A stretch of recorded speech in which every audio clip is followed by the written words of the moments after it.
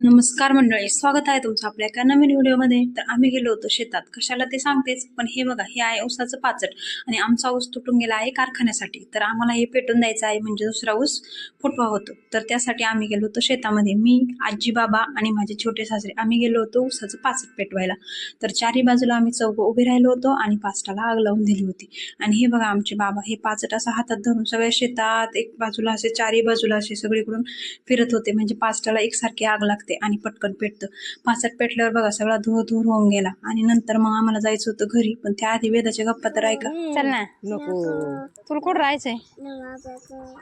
पांढरीत राहायचंय का? गावात नाही यायचं का? मारती मग दूध काढताना काय कशी उडी मारती मग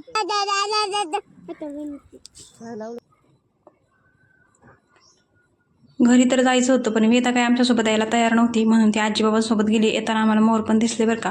आणि नंतर मग वेदा म्हणत होती की मी इथंच राहणार आहे, मी काय घरी गावात येणार नाही, ह्याच आजीबाबांजवळ राहणार आहे. आणि ती त्यामुळे तिथेच राहिली आणि आम्ही घरी आलो. चला भेटू पुढच्या व्हिडिओमध्ये, तोपर्यंत काळजी घ्या.